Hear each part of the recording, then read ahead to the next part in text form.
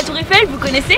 Bien sûr que vous connaissez la Tour Eiffel, le monde entier connaît la Tour Eiffel. Quand on vous parle de Paris, on vous parle de la Tour Eiffel, de Notre-Dame, du Sacré-Cœur, du Louvre, bref, tout ça, on connaît par cœur. Et si on essayait de se poser 2 minutes pour regarder un peu la ville autrement? Si on essayait de voir tous ces petits détails devant lesquels on passe tous les jours sans vraiment les calculer? Par exemple, est-ce que vous saviez que le GR, le chemin de grande randonnée, passait par la Tour Eiffel? Non? Mais regardez, il y a la marque juste ici. Ouais, ok, le coup du GR, je vous l'ai déjà fait sur la vidéo de Toulouse, mais avouez que c'est pas un endroit où on s'attend à croiser un chemin de grande randonnée, non? Je suis sûre que vous aviez pas remarqué. Allez, le temps d'une vidéo, je vous propose de nous poser un peu pour scruter les petits recoins de notre quotidien. Curieux et méticuleux, sortez vos loupes, on part à la chasse aux détails parisiens.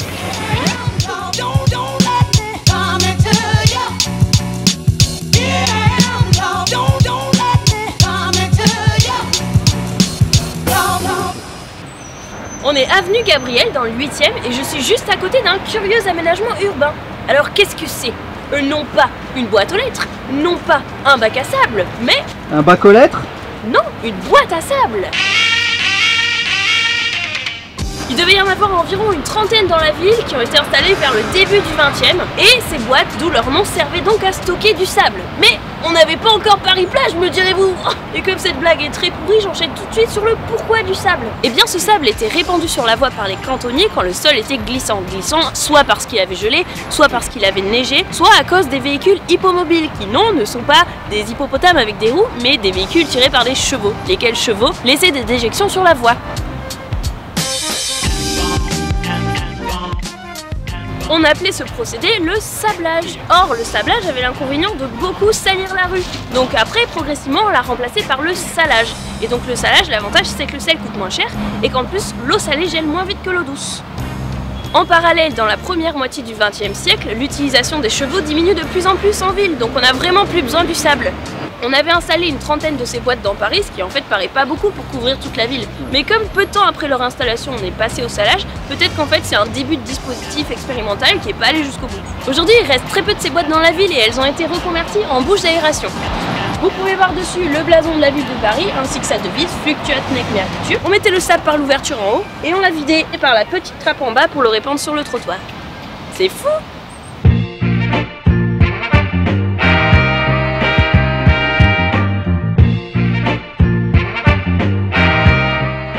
Ici nous sommes au 36 rue Vaugirard, juste à côté de l'entrée du Sénat. Et il y a une plaque en marbre un peu bizarre. On a envie de dire... Ah d'accord, merci. Non mais je me demandais parce que justement combien ça mesurait. Ok, 1 mètre, c'est cool. Alors pourquoi nous afficher une unité de mesure comme ça dans la rue? Eh bien ça date de l'époque révolutionnaire quand on est passé au système métrique.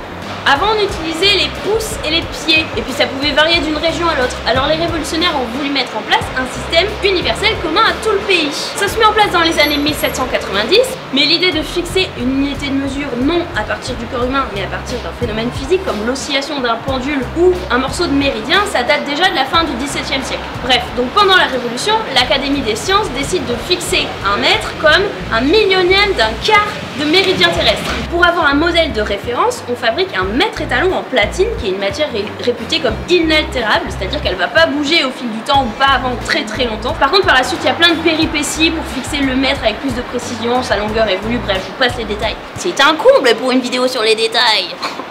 Oh, j'en ai beaucoup trop fait. Ce sont les conquêtes révolutionnaires et napoléoniennes qui contribuent à faire adopter le système métrique très massivement en Europe. D'ailleurs, vous savez qu'il y a des endroits où on n'utilise pas le système métrique. Je ne comprends pas comment on peut être une puissance mondiale sans avoir le système métrique. Ça me passe là. Par contre, déjà en France, il faut familiariser la population avec le système métrique et on sait que ça peut prendre beaucoup de temps. Dans ce but, on crée 16 mètres étalons en marbre qu'on installe un peu partout dans Paris et dans ses environs. Il en reste plus que 2 aujourd'hui et celui-ci est le seul qui est encore à son emplacement d'origine. L'autre se trouve au ministère de la Justice, place Vendôme. C'est bon, ça fait bien 1 mètre!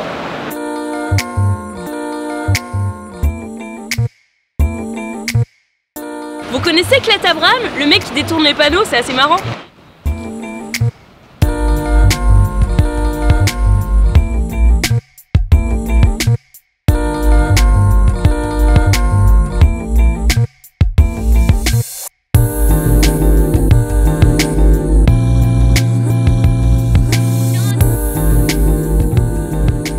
Ici on est rue Sauval dans le 1er arrondissement et le détail que je peux vous montrer est très haut en couleur. regardez, il y a des gens qui ont fait des petits pulls aux poteaux pour pas qu'ils prennent froid. Quel altruisme. Ça va, petit poteau, t'as pas froid?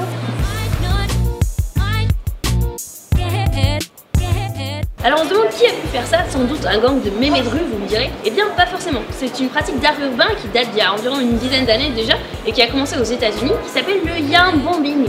De yarn, fil de laine, et bombing, attentat. Ou on peut aussi appeler ça le tricotage si on a de l'humour et du swag. T'as mis ton doigt? Ouais, c'est pas grave, c'est très léger. Ouais.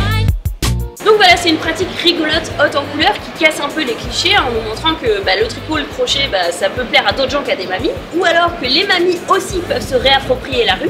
Et après tout, pourquoi ce seraient des mamies, hein? Coude des papis.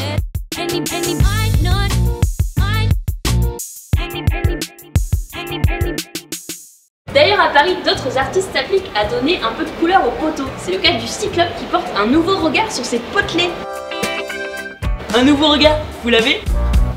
L'idée c'est de donner un peu de fantaisie à la ville et vous en avez un exemple ici à Montmartre, rue Piemontesi. Il peint ce type de poteau depuis 2007 et cette installation date de cet été. Et c'était une commande du conseil de quartier. Ici chaque poteau est peint en s'inspirant du travail d'un artiste qui a vécu à Montmartre. Allez, on y jette un œil.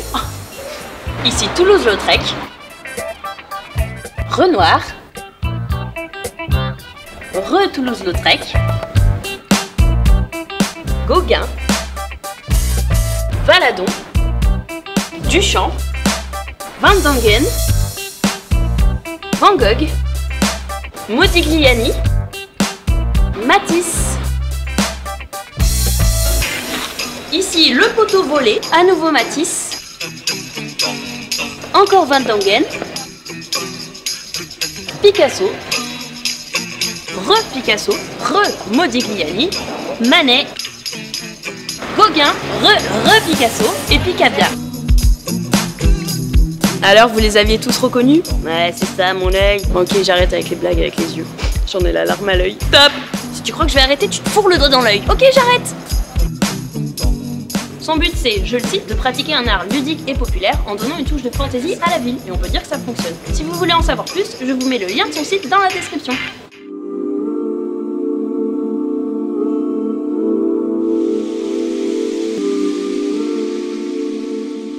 Ici, on est dans le 4e et on est juste devant l'hôtel de Sens, qui est un hôtel particulier qui a été construit entre le 15e et le 16e siècle et qui abrite aujourd'hui la bibliothèque Fornet, qui est une bibliothèque spécialisée de Paris, ouverte au public et qui contient des ouvrages spécialisés dans les beaux-arts, la mode, le design, etc. Donc vu le lieu, vous vous doutez que c'est un endroit empreint d'histoire, mais pas que celle du 15e et 16e siècle. Et pour voir le détail que je veux vous montrer ici, faut être hyper attentif et lever le nez.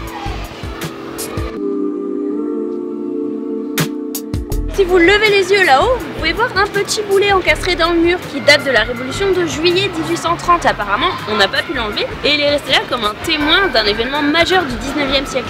Alors évidemment, la révolution de juillet 1830, elle n'est pas à confondre avec celle de 1789, bien sûr. Donc pour vous resituer un peu, en 1789, première révolution française, ensuite empire de Napoléon, ensuite restauration, où on revient à la monarchie, et donc en 1830, en juillet, éclate une nouvelle révolution qui détrône le roi au pouvoir Charles X pour en mettre un autre à la place, Louis-Philippe. Et commence alors ce qu'on appelle la monarchie de juillet, qui tire son nom de la révolution de juillet 1830. La révolution de 1830, c'est ce qui est illustré par le fameux tableau de Delacroix que vous connaissez tous, La liberté guidant le peuple. Je dis ça parce que j'en ai marre de voir la révolution de 1789 illustrée par ce tableau. Non, c'est pas la même chose et c'est pas en même temps. C'est comme si aujourd'hui on vous montrait des images des manifestations après les attentats de Charlie et qu'on vous disait regardez c'est mai 68. Bon, et vous aussi ça vous ferait tiquer. Voilà, c'est mon coup de gueule. Bon bref, pour revenir à notre sujet, c'est vrai qu'on peut dire qu'il s'est un peu tapé l'incruste ce gros boulet hein. Mais quel humour!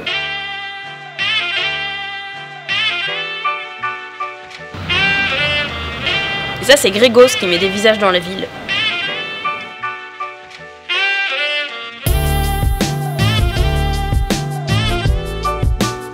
Ici on est au premier de la rue Royale, donc juste à côté de la Madeleine, donc un endroit très passant où il y a beaucoup de foule. Et pourtant je suis pas sûre que cette foule elle sache qu'elle passe devant un détail très lourdement chargé d'histoire. Il s'agit de cette affiche. Une affiche encadrée aujourd'hui qui n'est autre qu'une affiche de la mobilisation générale d'août 1914, qui convoque tous les Français en capacité de porter l'uniforme pour partir pour la guerre. J'en profite pour revenir sur un lieu commun concernant le départ à la guerre, qu'on a longtemps décrit comme un moment où les Français ont manifesté manifester leur enthousiasme de partir défendre la patrie, la fleur au fusil, etc. Aujourd'hui, il y a des historiens qui remettent complètement en cause cette idée en disant que certes, il y a dû y avoir des gens très enthousiastes à l'idée d'aller à la guerre, etc. mais que l'émotion principale, c'était surtout la surprise. Car l'attentat de Sarajevo, qui a été relayé par la presse bien sûr, paraissait assez lointain et a été éclipsé par des affaires locales, comme le procès de Madame Caillot, qui avait assassiné le directeur du Figaro parce qu'il menait campagne contre son mari. L'attentat de Sarajevo, ça paraissait comme un lointain problème balkanique. De plus, le 31 juillet au soir, donc la veille de l'annonce de la mobilisation générale, Jaurès s'est fait assassiner. Jaurès qui était une figure phare du socialisme. Il a été assassiné par Raoul Villain. Le type s'appelle Raoul Villain. Et d'ailleurs, il a été acquitté. Donc le 1er août, c'est le jour où les Français apprennent et la mort de Jaurès et la mobilisation. Donc oui, le sentiment dominant, ça a d'abord été la surprise. Et ensuite, il semble que la population a été résolument résignée. Même si oui, bien sûr, il y a eu des gens enthousiastes et on a pu voir des femmes mettre des fleurs sur les fusils des soldats qui partaient à la guerre. D'ailleurs, on pouvait voir tous ces sentiments se succéder chez une même personne, vu que c'était un moment vraiment très spécial. Ce qui a contribué à l'image de l'enthousiasme général, c'est plutôt le relatif consensus politique qu'il y avait autour de la déclaration de la guerre, surtout depuis que Jaurès avait été éliminé, puisque c'était lui le défenseur du pacifisme. Et ceux qu'on a surtout entendus, c'était les intellectuels, ceux qui étaient très enthousiastes à l'idée de partir à la guerre, plus que les masses. Donc comme d'habitude, il faut relativiser. Cette affiche est la dernière de ce type qu'on peut voir dans Paris. D'ailleurs, c'est même une copie, l'original a été décroché parce qu'il était déjà trop abîmé.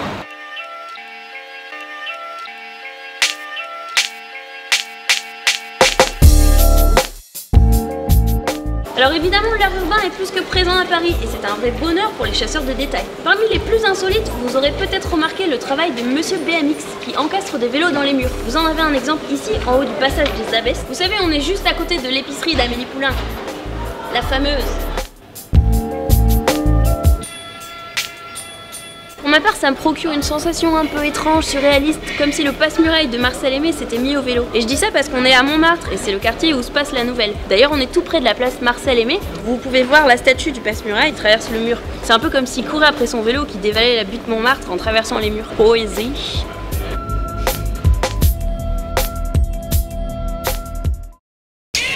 Et voilà, c'est la fin de notre vidéo, j'espère que ça vous aura donné envie de vous poser un petit peu pour regarder les détails et que vous aurez appris quelques trucs. Et d'ailleurs, avez-vous vraiment été attentif? Avez-vous remarqué que cette carole figurait dans tous les endroits où nous sommes passés? Non? C'est une vraie carole, avec des vrais morceaux de carole à l'intérieur. J'espère que cette vidéo vous a plu, n'hésitez pas à la partager pour montrer Paris sous un autre angle à vos amis. Bien sûr, il reste énormément de choses à dire sur les petits recoins parisiens, donc vous pouvez aussi mettre vos connaissances dans les commentaires. Et vous pouvez aussi prendre des photos et les poster sur Twitter avec le hashtag Paris au détail. Et sinon, n'hésitez pas à vous abonner à la chaîne C'est une autre histoire, où vous pourrez découvrir d'autres villes au détail. Et par exemple, vous pouvez aller tester vos connaissances sur Toulouse en cliquant ici. Et moi je vous dis à très vite pour une autre histoire.